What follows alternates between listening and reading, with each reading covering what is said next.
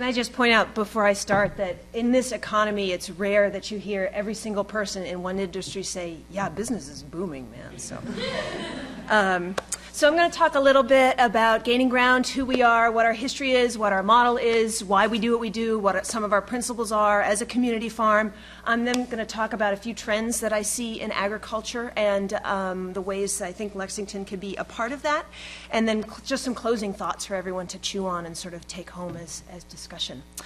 So Gaining Ground is on town-owned land. We are a 501c3 farm. We have a dual mission of education and hunger relief. Every pound of produce that we grow organically is all given away.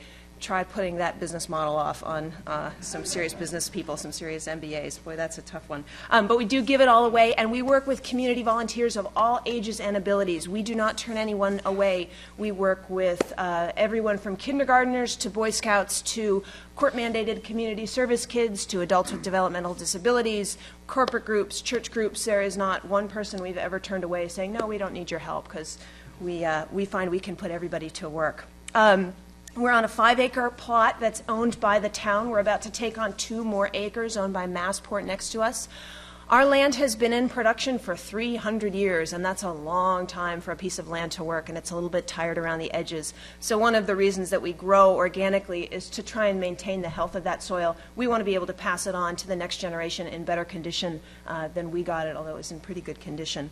We started small. We started in our founder's front yard 16 years ago, so don't ever think that you have to start with this huge, overwhelming project and, oh my God, how are we going to get this all done? We started as a project growing pumpkins in compost with compost from school kids' lunches in someone's front yard.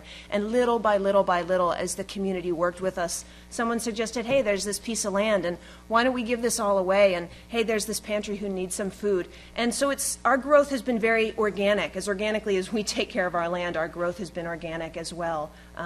And this year we are shooting for 30,000 pounds of organic produce to give away on our tiny little 5 acres. And we have many, many, many thousands of volunteer hours coming through, like I said, from adults with developmental disabilities to high school kids to, I think our oldest volunteer is in her 80s right now.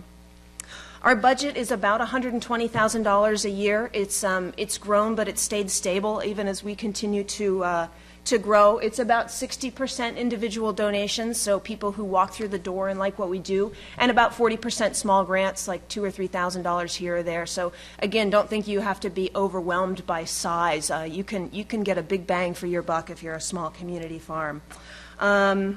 We are largely non-mechanized, and that allows us to incorporate a lot more people. Because we're a nonprofit who donates everything and we don't do a lot of work with tractors, if I don't have perfectly straight lines, that's okay. The 3rd graders can plant the squash that way. It still works. We still get squash. That's one of the benefits, although some days we really wish we had a tractor. Other days it really does make it easy.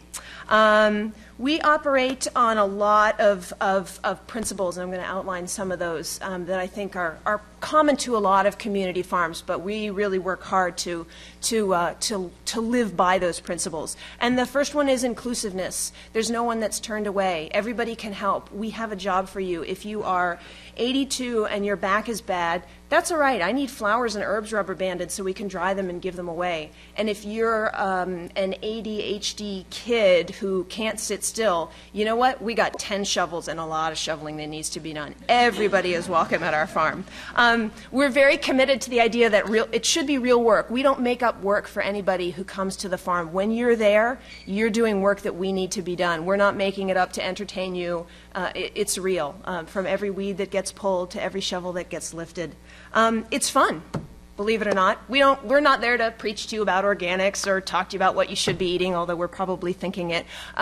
We want you to walk away with the feeling that this was so much fun, you can't stand it, and you're going to come back again, and you're going to pick up that hoe, and it's just going to be even more fun. And you're going to go home and you're going to love that kale because you put your hands on it. Learning is not just in the classroom. Learning is a whole body experience. We want everybody to walk away feeling like, wow, I never knew that before, or I never incorporated that lesson before. And we don't even care all the time what those lessons are, whether it's something about ecology, or something about history, or something about farming, or something about how to work with people. There's an immense number of lessons that come from working together on a farm. And our last principle is sort of community. We're all in this together, and no one gets left behind. Whether it's my neighbor down the road who farms very differently than I do, drives a truck for ExxonMobil and probably buys all his seeds from Monsanto, but he's a great guy, and you know what, he's my neighbor, and we're in this together. Everybody, we need everybody. Trends that I want to talk about briefly that I see, I've seen both statistically and experientially. If you look at the 2000 USDA census, small farms are on the rise. Larger farms are on the decline, and small farms are on the rise. Farmers, the face of farming is changing. It's true that the average age of farmers right now is 55. But if you look at the new face of farming statistically, it's young, it's educated, and it's female. When I ask the kids who come into the farm what a farmer looks like, usually inevitably I get the same description.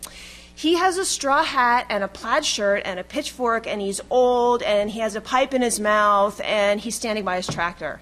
And I say, do I look like a farmer? And they say, no.